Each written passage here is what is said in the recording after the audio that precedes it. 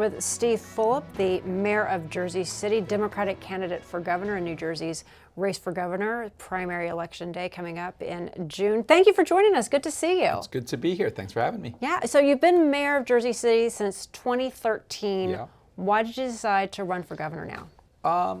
Look, I think being a mayor and seeing firsthand the challenges around local government because of the relationship with Trenton, how that impacts property taxes, the livability of New Jersey, all related to obstacles in Trenton. So I decided to jump in because I'm concerned about whether this is going to stay a livable place for my family, for me, for your family. Our campaign is different in the sense that there's no fallback position. All the other candidates, Cheryl and Gottheimer and Sweeney and Baraka, have political offices that they've either, curated to hold on to or will have if this doesn't work out. For me, it's all, everything in the middle for this because I believe that we're running to change New Jersey. So it's a different type of campaign and it's why we started. You talk about it being a different campaign, very policy driven. Yep. One of the number one issues is always the affordability issue. Yes. What realistically do you think you can do to address affordability? Because for as long as anybody's, paid attention in New Jersey, it is too expensive. It's an expensive place to live. I think that you need to get that under control. There's a lot that you could do as the governor. I think that on the tax side, you got to think about the corruption tax that we pay. You got to think about the school funding formula, be willing to lean into that. People don't even understand the school funding formula. Look, that's an issue. It hasn't been adjusted since 2008. And we were having a conversation earlier about special education. That component of the funding was supposed to be revamped in 2008, 2009, and they just never did it. And so that's a big driver of property taxes. I think Trenton does a lot of unfunded mandates, things that sound good that they deliver to the municipalities. That needs to change. And then when you talk about affordability, housing supply is a big part of that as well. If there's not enough houses, supply and demand pushes up prices and people stretch into something that they can't necessarily afford. And you need to tackle it from that side as well. Yeah, well, on the topic of of housing and being affordable, there's the affordable housing issue, the Mount Laurel decision that said each town must provide a certain amount of affordable housing. A lot of urban areas, they're happy to be able to provide these facilities for affordable housing, but a lot of the smaller municipalities are saying we don't have the ability to support that. Then the impact on the infrastructure, on the schools, we don't have the space, and the state is coming in saying we've got to provide X amount of units. Where do you stand on the affordable housing? I think you touched on something really important. There's a difference, a nuanced difference between affordable housing on people, how they view it, and housing that is affordable, right? There's two different things. Those are two different things. Right. With regards to affordable housing and the increase in that, we've outlined a lot of details on how we could change the policy to make it less burdensome for municipalities. When Republicans go out and they say, we're going to change the way this is and you're not going to have to do it, it's pandering and not true. I mean, the reality is there's 30, 40 years of court cases in history here, Republicans and Democratic governors, that indicate that everybody's going to have an obligation. You could make that obligation easier. So we've outlined around transparency, rewards from Trenton, changing the incentives, how we can make more affordable housing constructed without impacting the community. I think there's a lot you can do on that. And then housing that is affordable, totally different conversation. I think a lot of that has to do with the EDA grants and the supply and how we look at transit-oriented developments and how we incentivize that. And there's a lot that you could do that's less intrusive to some of the municipalities. EDA, the Economic Development Authority, which also kind of leads into another topic that I would love to discuss, and that is the cost of doing business in New Jersey. The New Jersey Economic Development Authority is New Jersey's Bank for Business. They work with a lot of urban areas, a lot of areas to help build projects, bring in businesses. But when it comes to small businesses, people don't always know these resources are available. And they don't realize the things that they can tap into. And again, even with some of the bigger companies, they're saying, you know what, it's cheaper to go across the river to Pennsylvania. What would you do as governor to address that? It's good. You should run for governor. You got a good grasp on it. Thank you. It is. I think the EDA has prioritized large corporations, right? I think that's fair to say. And I talk a lot about the regional economy with New York and the regional transportation structure with New York because, we could be fighting them constantly, or we could acknowledge the fact that we're intertwined. They're intertwined to our success, and we're intertwined to their success. So when New Jersey's approach to job creation is poaching jobs solely away from New York, JP Morgan moving a mile or Goldman Sachs moving across the river, it's counterproductive in the sense that it's a race to zero, it's a lot of subsidies, and it's not really a job creator, right? Because those are existing jobs. So what we've tried to outline is a policy that focuses on small entrepreneurs, on tax credits around that, and people that dream and have small businesses, and how do you incentivize them to further grow that? Because that's the real job creation. So I think that the opportunity for the EDA to look at things differently, and I understand that as a mayor dealing with a lot of small businesses, is a different perspective that I'll bring to Trenton. Okay. As a mayor, Jersey City, immigration. Yes. That is something that is a very, very passionate subject when people Today, talk about sure. that. You have gone on the record being very much in favor of the Immigration Trust Act and Yes. protecting immigrants. President Trump has made it clear that people who are here illegally, if they have committed crimes, that they are, they're on notice that he is going to take action. You live in Jersey City where you're saying, whoa, whoa, whoa, not so fast. Yeah. Do I have that right? Yeah, I think to some degree you do have that right. I mean, a couple things to kind of highlight on that is the sense that, number one, Jersey City is the single most diverse city in the country. It is a place that we've driven down crime, we've grown small business, largely because of the relationships in the community and trust that we've built. Trust is an important part of that conversation. Everybody agrees that your criminals, your rapists, your murderers, your pedophiles, they shouldn't be here if they're here illegally. Everybody agrees with that. I don't think a Democrat will disagree with that. If a Democrat would say that that's not where they are, then I got a problem with them too. But we're all entitled to due process. And I think the way ICE has approached a lot of these immigration conversations is storming into places without warrants, without any sort of respect for the Constitution. And I think that's where people like me draw a line saying that there needs to be protections and we should be conscious of that. And that's what's important ultimately. And is that happening? Is the media driving that narrative? What is the reality between what is actually really happening and what you're seeing in a city like Jersey City? I know you can't speak for all of these areas, but what can you say about Jersey City? I'll give you an example. Yesterday, Homan, who was the guy doing the ICE raids, he was the Trump appointee, right? And he's kind of the point on this. I was watching an interview with him. I think it was on Fox. And he commented on a raid that they recently did where they got 100 plus illegal, maybe yesterday, it was on yesterday, 100 plus undocumented people, and then he says most of which are criminals, right? And the key word there is most, okay? Most, right? And he kind of just glossed over that and continued, right? And the question is, what kind of criminals, and the ones that aren't criminals, what are we doing as far as due process and rights that those people have? I think everybody acknowledges that the borders need to be tighter, no issue with that. But I think we need to be thoughtful about the people that are here and how do we deal with people in a humane way. And I don't think that the policy today is really accomplishing that. Yeah, so do you think that media or partisan politics are on both sides of the aisle escalating? I think that's clearly where we're headed, unfortunately. I think that, there is a media depiction of the person that ICE is arresting today that is always a dark-skinned, generally South American type of person with ICE around them, and then they put the logo saying this person is a criminal because of XYZ. And I'm sure some of that stuff exists, but there's also other people that they're rounding up or violating their due process or storming into their homes that don't deserve that, right? That aren't criminals. Maybe some of them aren't even there undocumented. We've seen reports of that. I had one personally.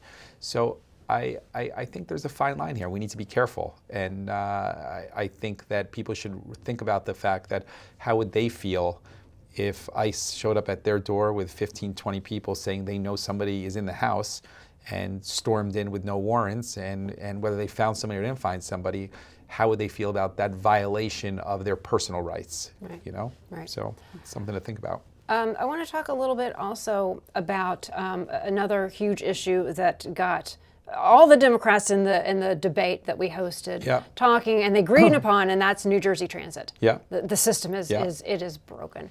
Our transportation trust fund, our roads, bridges, tunnels are in desperate need of repair. New Jersey Transit is what everybody gave them an F. What would you do to fix that? Everybody agreed at the debate, but everybody had different perspectives. Some of them just gave you platitudes and said, we're going to fix it, we're going to do it, blah, blah, blah. Some gave ridiculous answers on how they're going to fix it. Like I think the Congresswoman Cheryl talked about advertising as a solution. I mean, that's on the fringe. That's not a real solution ultimately. That's silly. I think that we're the only ones that gave a concrete answer on here's what we're going to do to fix it. And the reason that I could do that is we've been more involved in transportation as the mayor of Jersey City than any municipality in the state. We're in the ferry business, we're in the bike share business, we're in the microtransit business, the largest in the country we built. So what would I do? That's the biggest question there. So number one is I would do in the first 30 days redo the corporate business tax that funds New Jersey Transit in perpetuity. So it's only for 5 years now. You can't bond against it. You need to be able to bond against it because you need to repair some of these stations, make them cleaner, safer, modernize them, and that's the only way to do that. So that's number one. Number two is we would cancel the Turnpike Widening Project that's in Jersey City and Hudson County. It's an $11 billion project that everybody in New Jersey pays for. And it's silly in the sense that it doesn't matter if you widen the turnpike to 45 lanes, the Holland Tunnel is still 2 lanes, so you still got the bottleneck there. It's ridiculous. So we would reallocate that to expansion of light rail, particularly in South Jersey and Bergen County. I think that's really important to move people around a densely populated state. Third thing we would do is really focus on the bus privatization, which New Jersey Transit does. I've talked a lot about this. It's counterintuitive to the interests of people trying to move around the state. Buses need to be clean, reliable, and safe, and the way to do that is then bring them back in New Jersey Transit.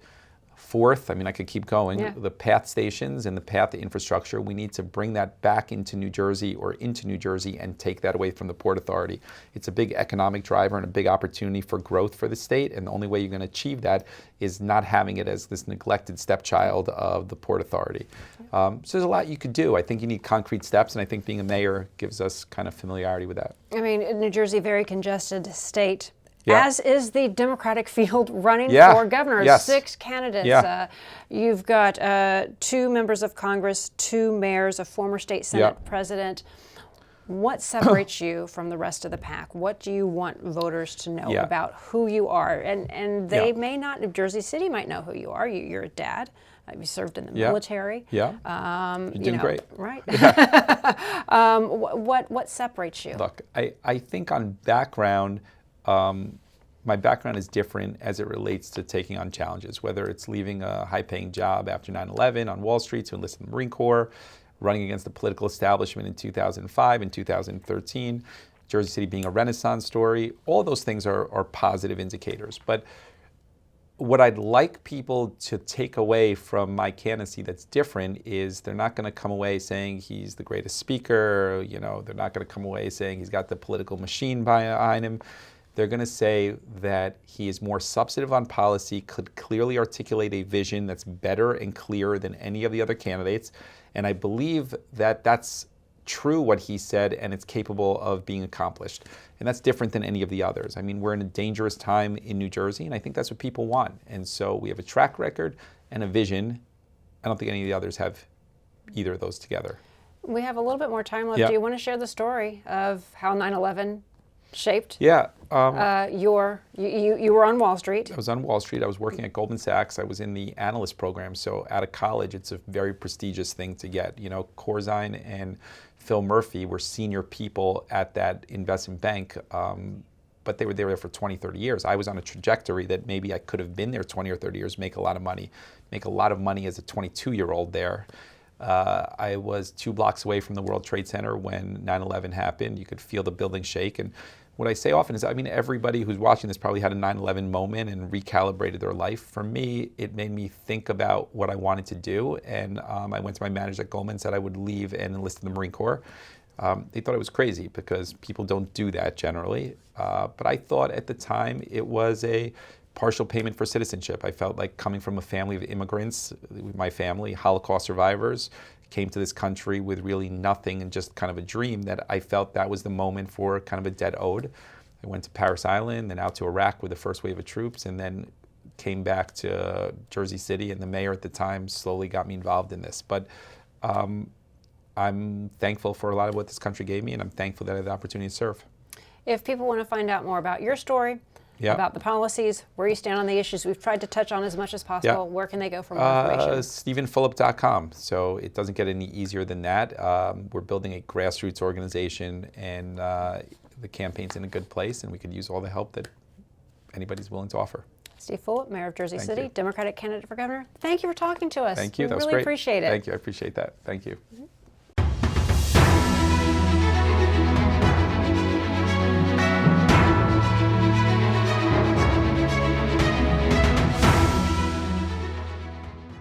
Former State Senator Ed Durr is also known as Ed the Trucker. A lot of people got to know Ed the Trucker back in 2021 when he ran for state senate against the very powerful incumbent state senate president Steve Sweeney, and in an upset victory beat State Senator Steve Sweeney. Now he's running for governor on the Republican side.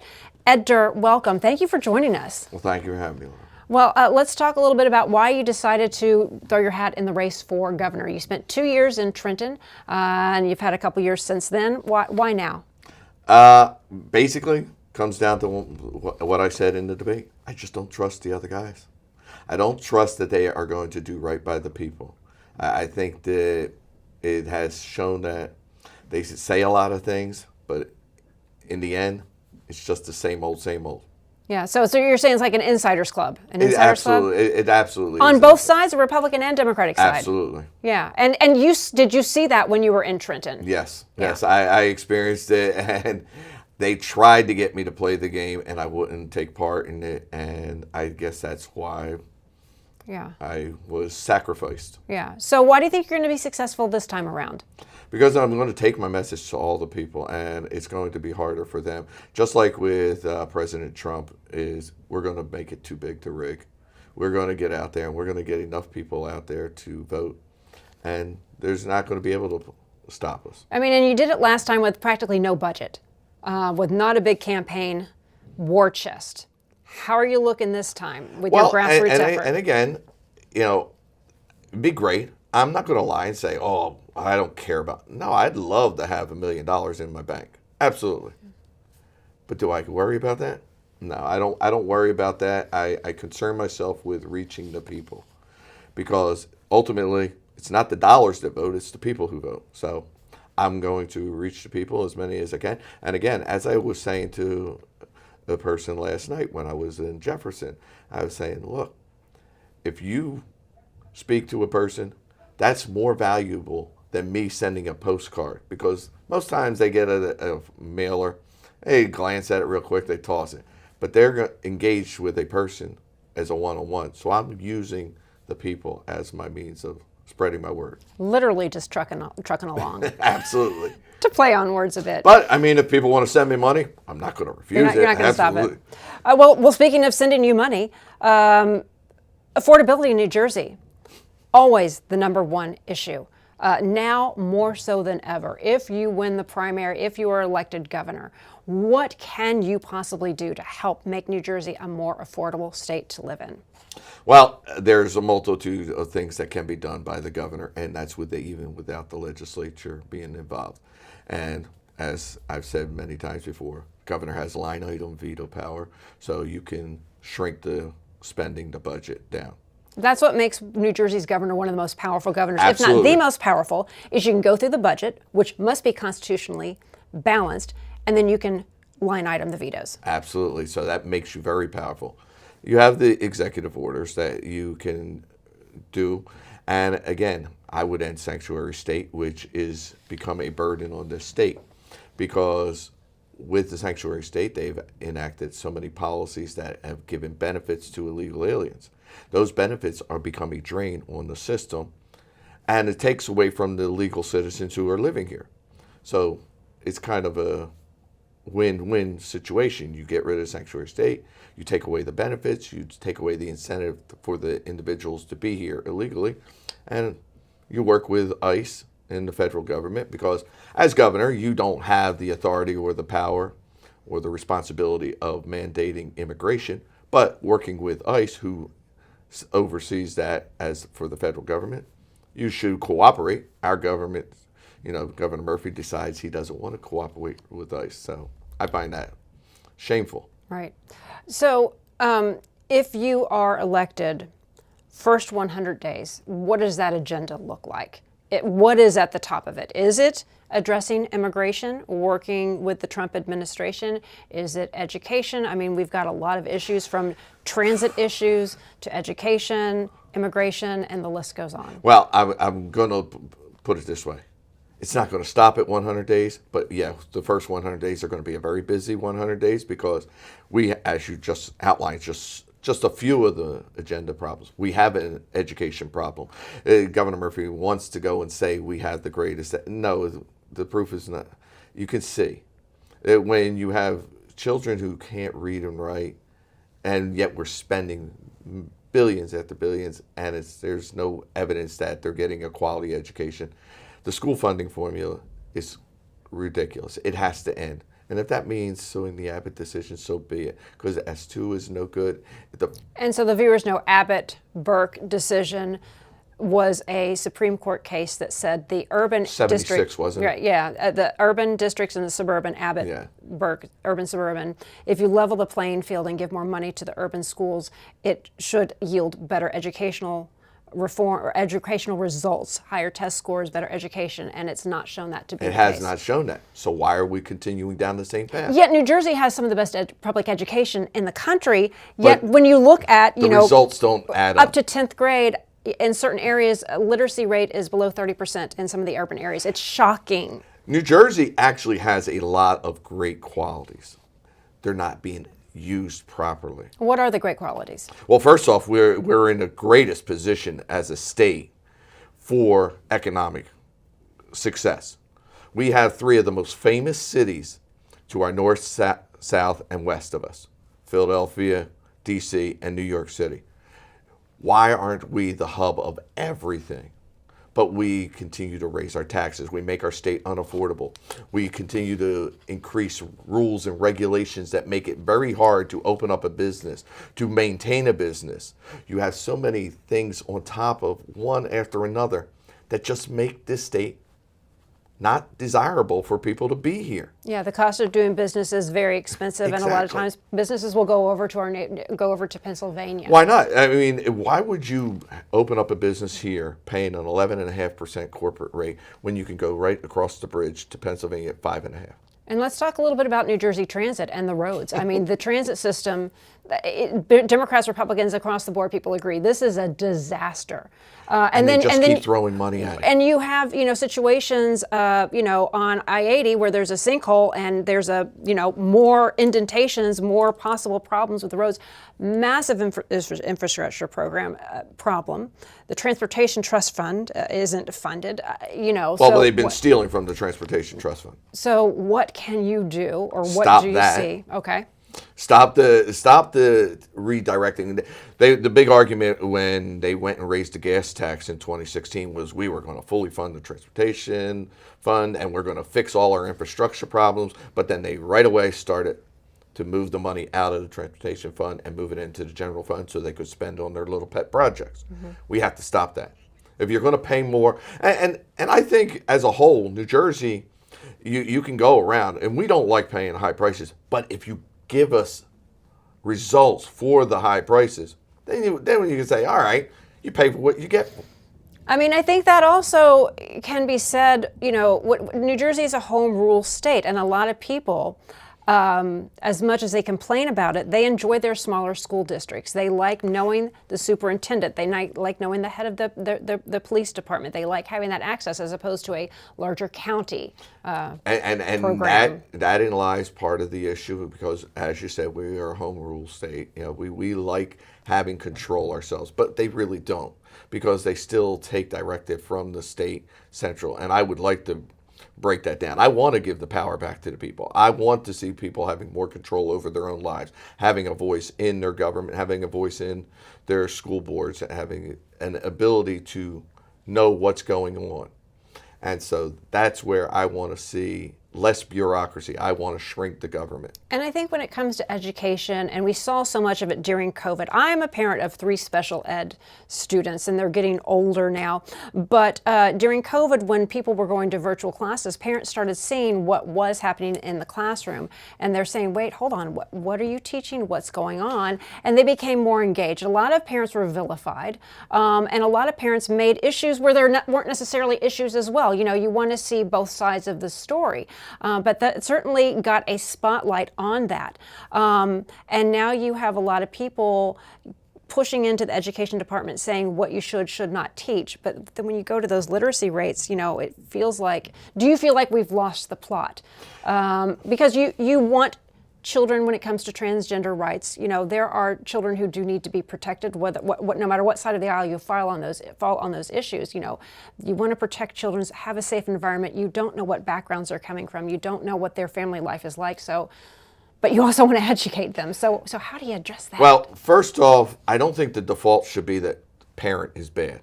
I don't think our default should be parent is bad.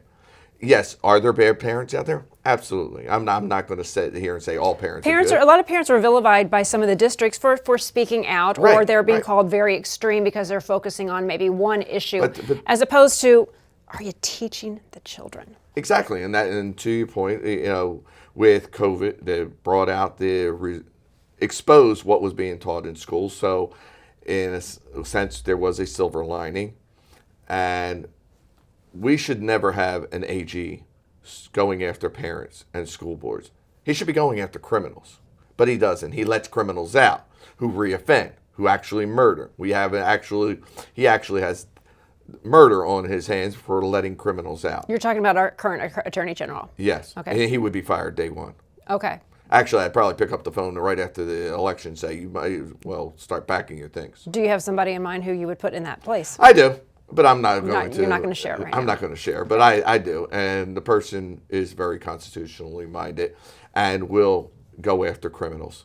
So I do have a person in mind. Yeah. One of the things you briefly touched on was a little bit about, you know, the cost of doing business in New Jersey. So can you talk a little bit more about that? Because the state of New Jersey, they have the New Jersey Economic Development Authority. They had the Business Action Center at one point. You know, they have resources, but a lot of small business owners don't know how to access this. They don't know where to go. You know, the bigger companies might be able to get these tax credits. You know, and there are a ton of acronyms that I could throw out there. But you know, they might know how to work within the system, but New Jersey has, you know, 80% of the businesses are small businesses. And therein lies the problem is it's never been about New Jersey doesn't have good pieces.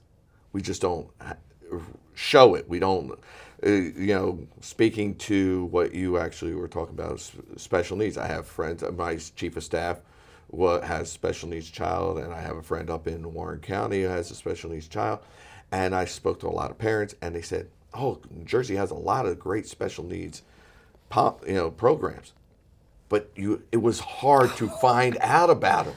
The only way they were able to do it was through word of mouth, interacting with other parents. That is the problem with New Jersey, because it's with everything. It's not just special needs. It's with all, as you said, with business. People are gatekeeping certain information. Absolutely. I found out as a parent. It's like because it costs money to fund that. There goes the issue. They want to be able to tout that they have these programs, but then to access and use them, that means you actually have to do your job and you have to spend money, and they don't want to do that. And train the educators to be able to support them in their services as well. Right. So you have to make things more obtainable and accessible to the individuals to use. Because, as I said, we have the programs and the policies in place. And I'm not here to reinvent the wheel. I'm just here to make life easier, make access easier. Get the government out of the way. Get the roadblocks out of the way, and you'll figure things out pretty well. People are pretty smart, and they know how to run their lives. If government would get, what does Ronald Reagan say? If government would just close its door for 3 weeks, we wouldn't even miss them. Well, on that note, final thoughts here. If you were to win, again, New Jersey's more of a purple state. It's not necessarily as left as people thought anymore, or and Trump did very well. You're somebody who leans right. How would, if you're elected governor, how would your administration work with the Trump administration?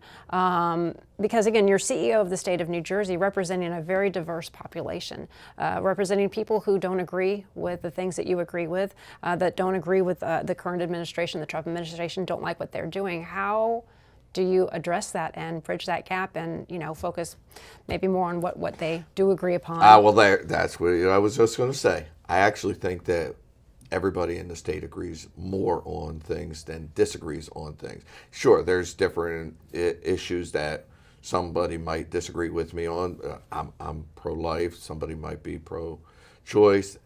There's compromise, but in New Jersey, it's already set anyway. So I don't think there's an argument. I know that the Democrats will probably drive that up again in the election, saying about the pro-abortion stance as opposed to my pro-life stance.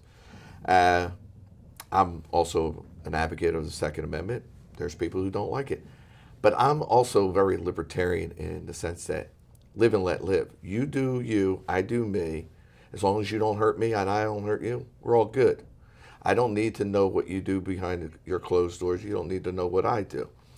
I just want people to live their best life and enjoy their life. But I don't want to see people taken advantage of. And I think the government takes advantage of people. And that's why I'm here to fight and bring the power back to the people. Because, again, people believe that it's federal government, state government, local government, the people.